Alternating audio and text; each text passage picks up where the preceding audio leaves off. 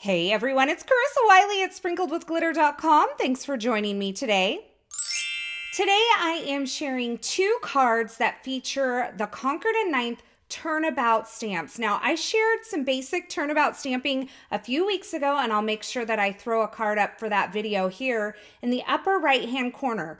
But there are some brand new Turnabout stamps available from Concord and Ninth, as well as the brand new all-in-one Turnabout jig. And I wanted to show you how to use this. So we're going to go over the entire process for Turnabout stamping. Now, this jig is going to make it a lot easier. And here is a look at the three brand new Turnabout stamps released in October of 2022 from Concord and Ninth. And I absolutely love these. I think you're going to love how they come together. On the back of the packaging, it's going to give you some ideas for color schemes. It's also going to show you how each stamp looks stamped once, twice, 3 and 4 times. And keep in mind that you can do as many or as few turns as you want.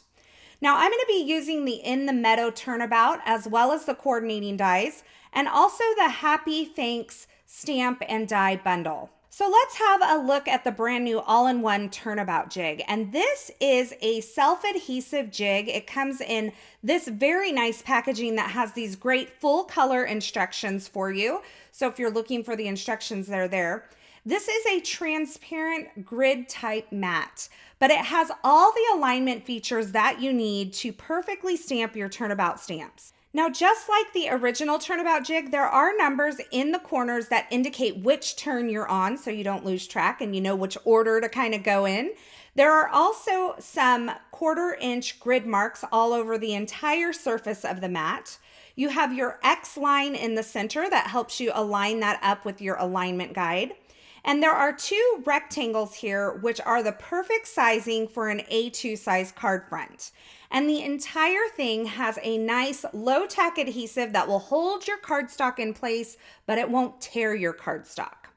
Now, it does come with a protective film to cover the adhesive, and you're gonna wanna keep that because you wanna store it with that protective film on it. Now, every Turnabout stamp set comes with the stamp as well as the alignment guide. This is a look at the stamp here. You can tell the difference because there are no markings on it. The alignment guide has some words that will help you determine which is the correct size to use, as well as that X in the center, which is going to help you line it up on your Turnabout jig. Now I'm going to go ahead and remove the stamp from the backer sheet, and notice I'm kind of tugging more on the backer than I am the stamp itself. And then I'm going to take the stamp, and with the stamp side down, I'm going to line it up on the alignment guide. So I'm just aligning the images on the stamp with the images on the alignment guide. Now the back side of my stamp is facing up towards the camera, and the stamped images are facing down towards the alignment guide. Now that I have my stamp on the alignment guide, I can go ahead and place my all-in-one Turnabout jig in my MISTI stamping tool. And I'm going to make sure it's nestled in that lower right-hand corner. And I'm going to align the X on the alignment guide with the X on the Turnabout jig. And then I'm going to go ahead and close the door of my MISTI to pick up my stamp. Now keep in mind, I am doing this with the protective film on my all-in-one Turnabout jig because if you take the film off, it can remove the printing from your alignment guide. So you don't want to take it off just yet. Once you have your stamp positioned on your MISTI door and you remove the alignment guide, then you can go ahead and remove that protective film from your all-in-one Turnabout jig and place your cardstock on the jig. Now, this has 2 rectangles that will help you line up an A2 size card panel, and you can either do it vertically or horizontally. And so I have some white Concord and Ninth cardstock cut to 4 1/4 by 5 1/2 inches, and I'm just lining it up with that vertical rectangle, and you can see the all-in-one Turnabout jig holds my cardstock securely in place, and it will hold it there throughout the entire Turnabout stamping process.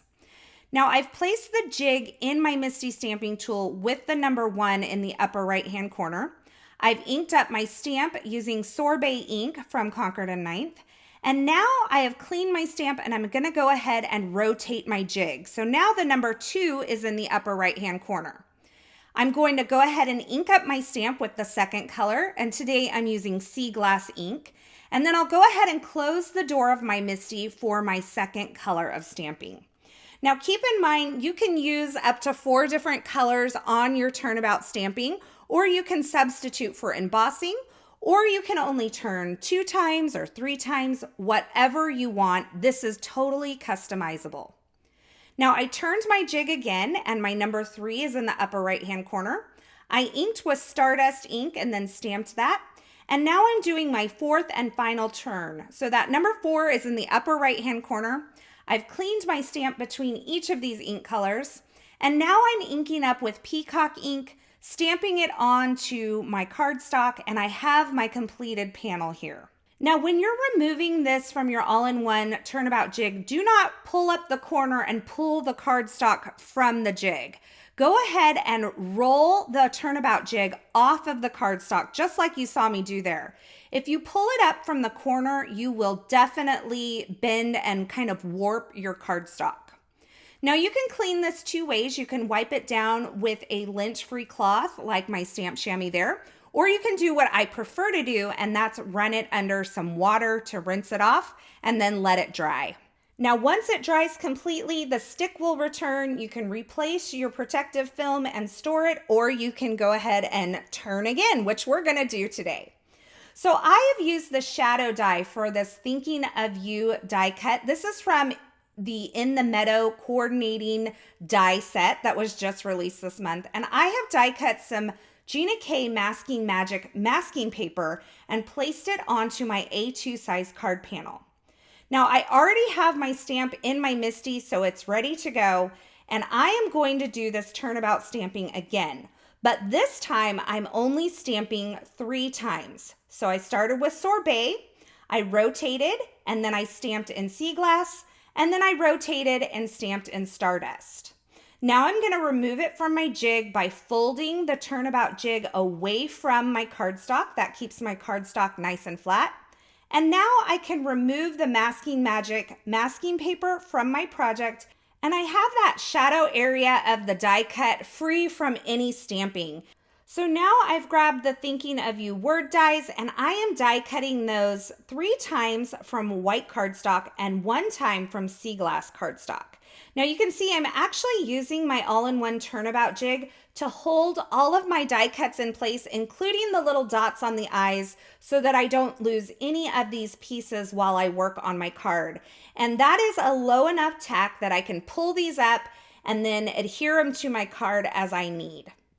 So I've gone ahead and stacked up 3 layers of the white die cut, and I'm topping this off with a sea glass layer. And I'm going to do this with all of the pieces of the words Thinking of You. This is going to give it a little dimension and help it pop off the card. Originally, I had thought I would place these die cut words directly onto my card base, but I felt like it needed a little something extra. So I went ahead and took that shadow layer and die cut it from some vellum, and I will place my words on that. But I'm still glad that I did the masking, because this means because the vellum is transparent, you won't see any of the stamping through the vellum when I place this on the card. So now I'm just using some liquid glue, and I'm adhering those die cut words onto the shadow layer there. I brought in that piece of Sorbet cardstock so that I could see what I was doing. And I flipped this over to the back, and I'm adding some thin strips of foam adhesive behind those die cut words. I've also die cut some of the stems and florals from the In the Meadow die set, and I'm arranging those on my card. I adhered my vellum shadow layer with those words on it over the top of that masked area. And now I'm doing something I haven't done in a long time, and that's a messy nest of gold thread. So I've just wrapped it around my fingers a few times. This is the DMC Diamant Gold thread. It's really beautiful. I'll have it linked below. And I'm just adding a little bit of liquid glue where I know it will be covered to hold that kind of nest of thread in place. And then I'll top this off with this floral image. And then I finished this card off with a few grapefruit enamel dots, and I placed it on an ivory card base. And that completes my first card. But I wanted to go ahead and create a second card using this brand new Picnic Plaid Turnabout stamp from Concord and Ninth. So I'm doing the same thing. I'm aligning my stamp on the alignment guide, placing my alignment guide over the Turnabout jig, making sure that those X's line up. And then I'm starting my stamping here. So this time I'm using the Sorbet ink, the Stardust ink, and then finally the Sea Glass ink. So I'm only doing 3 turns on this Turnabout stamp as well. If you want a fuller look, you can go for a 4th color, or you could do some embossing in there as well.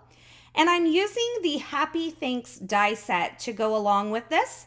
I'm die cutting that shadow layer from some Vellum, and then the words I'm going to die cut again from white cardstock. I'm going to layer those up, and I'm going to top it off with a layer of ivory cardstock. So I'm kind of mixing the whites and ivories, which I'm really digging, and I think this gives it kind of a fall vibe. So you can see that this Happy Thanks die set also has that outline up there. It's kind of in the upper left-hand corner of the screen right now. So you can die cut that in a different color as well and have kind of 3 different colors going on, which I think is really smart for this die set.